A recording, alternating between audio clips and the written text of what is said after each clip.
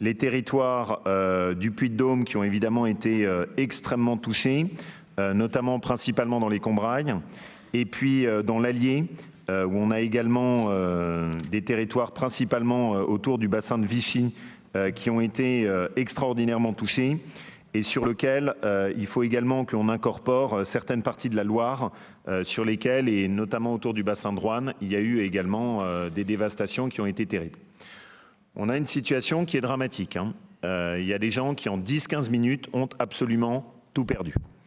Que ce soit leur maison avec des toits de tuiles qui ont été broyés, que ce soit des artisans ou des commerçants, des véhicules qui sont réduits à l'état d'épave, des entreprises dont la totalité des outils de production ont été dévastés, et même parfois avec certaines incidences, Emmanuel le sait bien puisqu'on s'est rendu ensemble sur place, sur les récoltes et notamment sur nos parties céréalières avec les lieux de stockage qui sont aujourd'hui pas accessibles. On a essayé en urgence de se déployer. L'objectif pour nous a été notamment de pouvoir acheter du matériel. Il faut savoir qu'on est maintenant dans un pays où juste trouver du matériel de couverture est devenu impossible. C'est-à-dire que se fournir en tuiles, se fournir en tôle, se fournir en matériel de protection, c'est juste pas possible. Et même arriver à trouver des couvreurs est extrêmement difficile.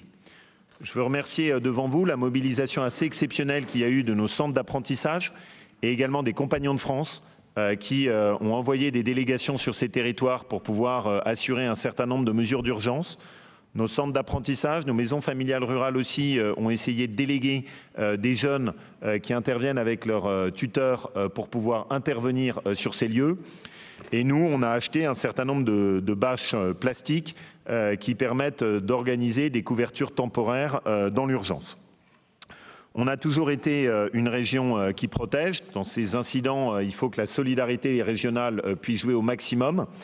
L'objectif de ce plan est donc vraiment de faire en réalité deux choses qui nous permettent d'intervenir, un, dans l'urgence, et deux, d'essayer d'avoir une vision qui soit à un petit peu plus long terme.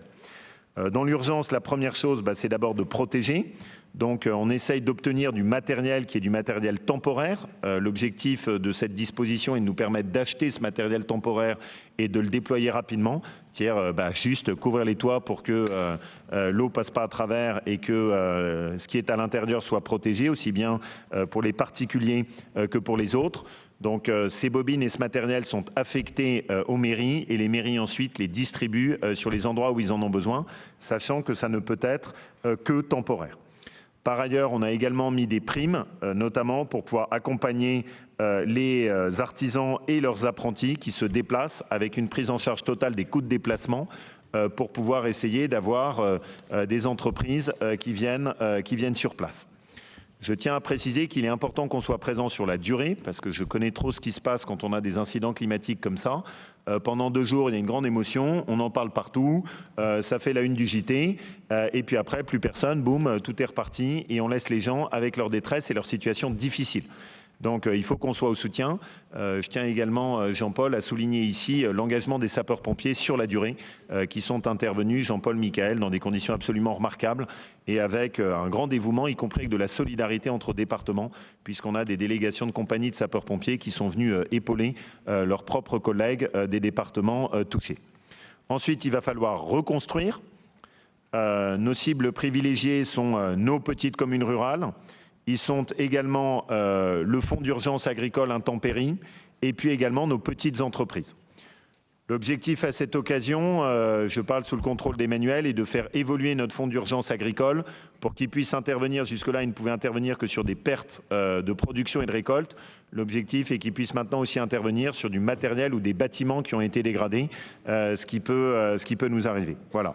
Je veux également ici saluer la mobilisation qui a été celle de nos élus régionaux dans les Combrailles et féliciter tout particulièrement Frédéric Aguilera qui sur son bassin de Vichy a été particulièrement touché et qui a mis en place avec beaucoup d'efficacité et le soutien de l'ensemble de ses élus locaux un plan alors que c'était franchement décourageant parce qu'il y a beaucoup de choses qui avaient été construites et qui ont été réduites à néant en quelques poignées de minutes.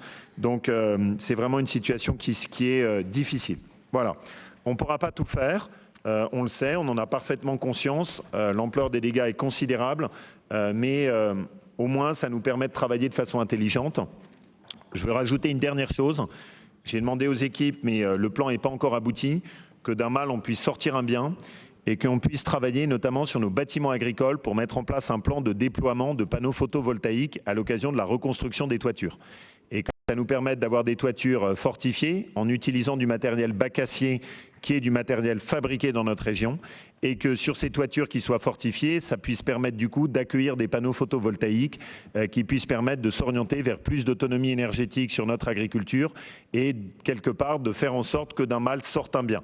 Donc ça, c'est la mesure sur laquelle j'ai demandé en urgence aux services de travailler et logiquement, ils doivent pouvoir faire aboutir tout ça d'ici à la rentrée pour qu'on puisse proposer quelque chose en lien entre notre approche environnementale et notre approche agricole. Voilà.